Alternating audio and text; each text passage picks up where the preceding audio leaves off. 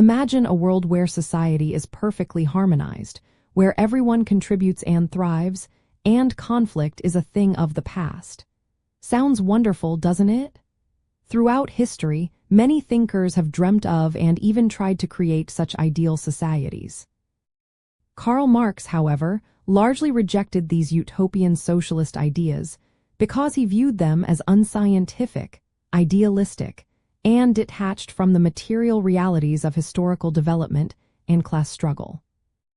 The early socialist thinkers, often labeled as utopian socialists, like Robert Owen and Charles Fourier, largely believed that society's ills could be cured by appealing to the moral conscience of the wealthy, by setting up model communities, or by simply inventing a better system out of pure thought.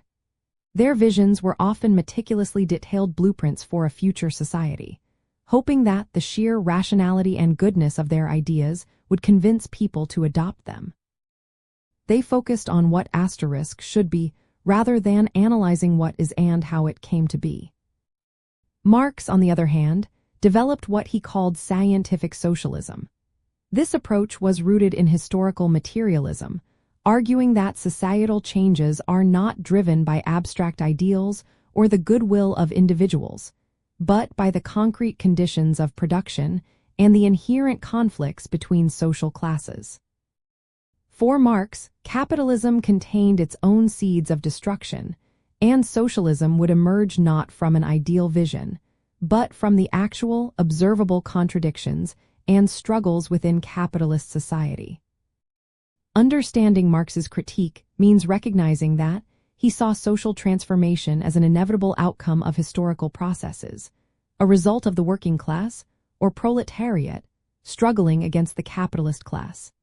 Instead of providing ready-made solutions or blueprints for the future, his work offered a rigorous method for analyzing capitalism's internal dynamics and the forces that would lead to its overthrow. He believed that merely imagining a better society without understanding the mechanisms of historical change was ultimately futile. This analytical framework, which emphasized the role of economic structures and class conflict, was a foundational shift. It moved socialist thought from speculative moralizing to a detailed examination of history, economics, and power dynamics. By focusing on the scientific analysis of capitalist society, Marx aimed to provide a practical guide for revolutionary action, rather than just an inspiring vision.